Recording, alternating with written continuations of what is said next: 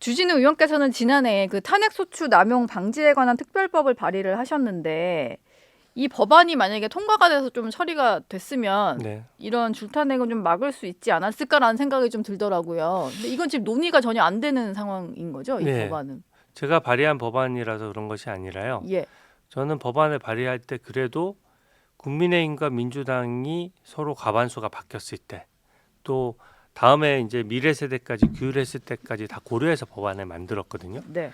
그래서 사실 굉장히 무리하지 않는 범위 내에서 국회의 탄핵 소추권도 보장하면서 그것이 남용됐을 때 그 비용 부담을 어떻게 보면 문제 제기를 한쪽에서 하자는 것이죠. 예. 근데 지금 탄핵 소추가 남발되면서 지금 사실은 국민 혈세가 줄줄 새는 것이거든요. 예. 그리고 민주당이 제가 그 인터뷰 보면서 약간 실소를 금치 못한 것이 민주당에서 헌법재판소에서 탄핵 소추가 남용됐다라고까지 판단을 안 했어요. 하고 뭔가 유리한 결정을 받은 것처럼 막 말씀을 하시더라고요. 지난주 네. 선거 때요. 근데 그게 왜 그렇게 됐냐면 검사들이나 최재해 감사원장이 이거 탄핵 소추 남발이 너무 심한 거 아니냐라고 문제 제기를 하니까 예. 헌법재판소에서 남용까지로 우리가 판단하기는 부담스럽다 이렇게 결론이 난 것이거든요. 네.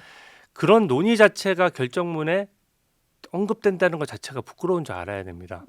이게 만약에 신중하게 탄핵 소추를 됐다라고 하면 기각이든 각하든 인용이든 당사자가 탄핵 소추를 남용했다라고까지 주장을 못해요. 예. 근데 이게 벌써 29번째나 되고 그로 인해서 국회에 변호인을 선임하는데 4억 6천만 원을 이미 썼습니다. 네. 그리고 그 많은 공무원들이 월급은 나가면서 국가를 위해서 일은 못해요. 예. 또 그 공무원들은 본인들은 국가에 대해서 헌신하고자 하는 공무원인데 자기 비용으로 자기가 변호사 비용을 대가면서 예. 어렵게 탄핵 심판을 해야 된다는 네. 거죠. 예. 그러니까 이게 뭐냐는 겁니다. 그래서 이 부분은 합리적이지도 않고 민주당에서도 만약에 이렇게 남발돼서 탄핵 소추가 기각되면 국민 혈세로 정당 보조금을 주거든요. 네. 거기서 그 돈을 빼고 주자는 거죠. 제 예. 얘기는. 그래서 합리적인 아닌데요, 네, 상당히. 네. 그렇게 되면 저희도 국민의힘도 마찬가지고 앞으로도 그렇고 그러니까 누가 여당이 되든 누가 야당이 되든 간에 네네. 누가 운용을 하더라도 네. 그걸 만들어 놔야지 정말로 필요할 때만 할 수 있을 텐데. 네, 맞습니다. 근데 논의가 잘 안 되는 거죠. 근데 그게 국회 탄핵 소추권을 제한할 수 있다는 이유로 이제 정청래 법사위원장이 안 올려주고 있는데요. 지금. 예. 저는 이 부분은 민주당의 김한규 의원 같은 분들 언론에 나와서 이 부분은 논의해 볼 만하다 이렇게 말씀을 하셨어요. 네. 그러니까 합리적으로 생각하는 분들은 다 그렇게 생각하실 거라고 생각합니다. 예. 이게 국민을 위한 것이지 우리 국민의 힘을 위한 게 아니거든요. 그러게요. 저는 네. 조속히 이거를 어떤 논의의 판에 올려서 네. 논의를 좀 해주셨으면 합니다.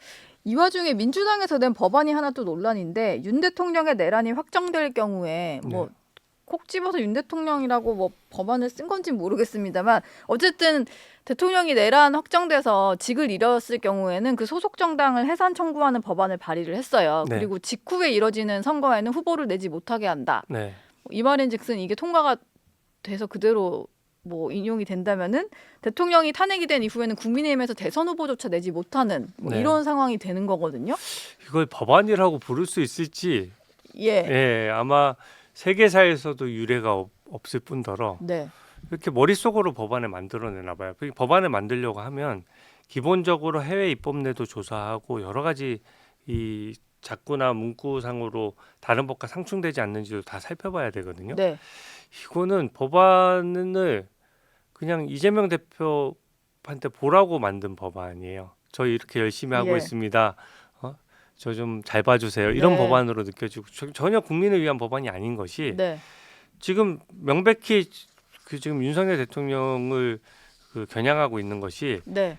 대통령이 내란죄로 파면 또는 그러니까 탄핵 소추가 인용될 때를 대비하는 거죠. 네. 또 유죄가 났을 경우에는 이제 그 정당은 해산도 되고 네. 그 다음에 그 대통령 후보도 못 낸다는 못 거예요. 내고. 그러면은 그 말대로 해서 그 법이 통과됐다라고 가정하면 저는 탄핵 소추가 기각 또는 각하될 거라고 생각하지만 만약에 인용된다면 그러면은 이재명 대표는 무투표 당선되는 거고요. 예. 그리고 국민의힘이 해산돼서 공산당처럼 민주당 일당 체제가 되는 거예요. 네. 우리나라 국민들의 그 민주주의에 대한 어떤 열망과 수준이 얼마나 높은데 네. 감히 국민들 앞에 어떻게 이런 법안을 내놓을 수가 있습니까? 저는 진짜 뭐랄까요? 오만한 모습을 넘어서 가지고 국민들을 무시하는 처사다 이렇게 예. 생각하고요. 네. 목적은 딱 오로지 하나입니다.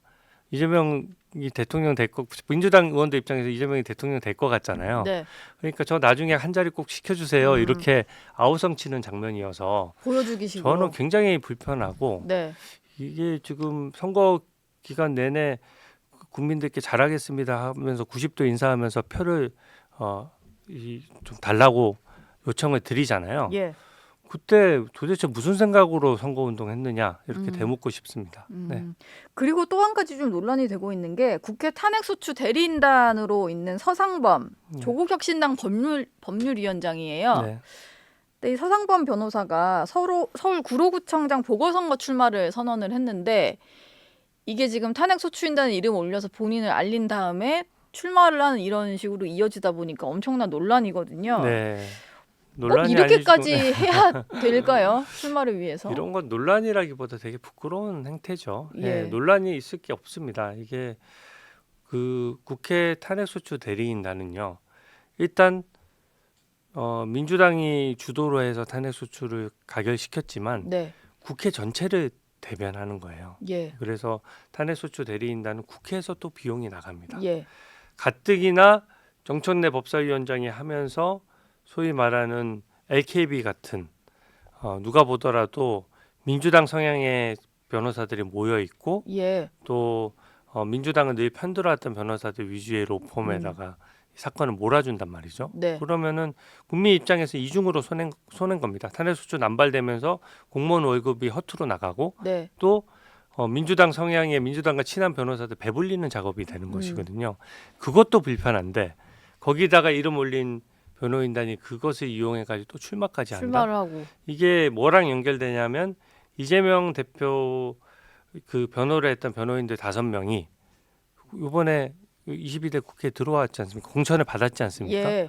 그게 변호사 비용을 이재명 대표처럼 2년 2개월씩 재판에 끌려 그러면 재판 비용만 몇억 원이 들거든요. 네. 최소. 예.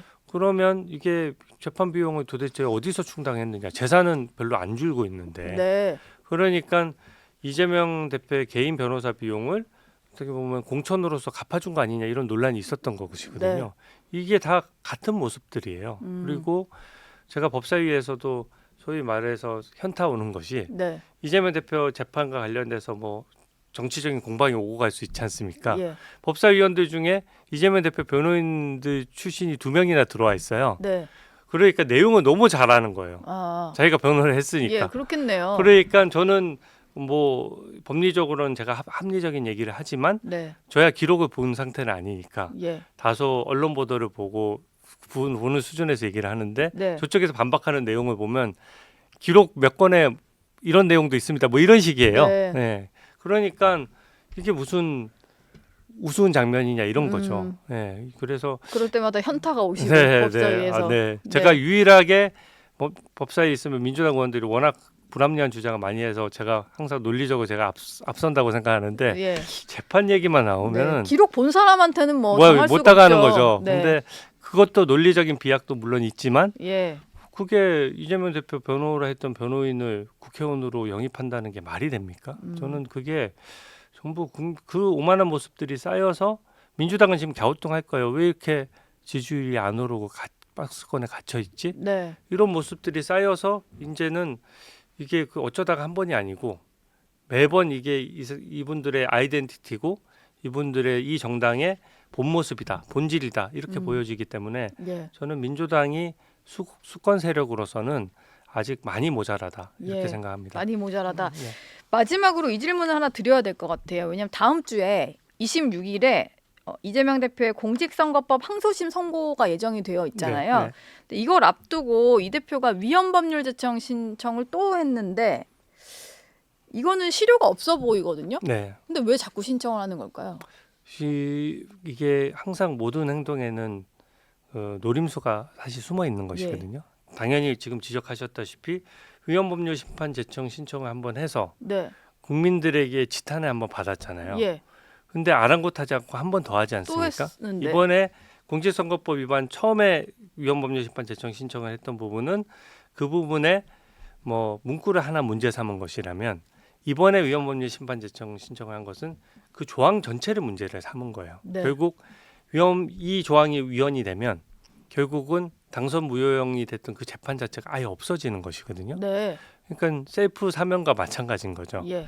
근데 왜 했느냐? 이번 재판부가 받아들일 가능성은 없습니다.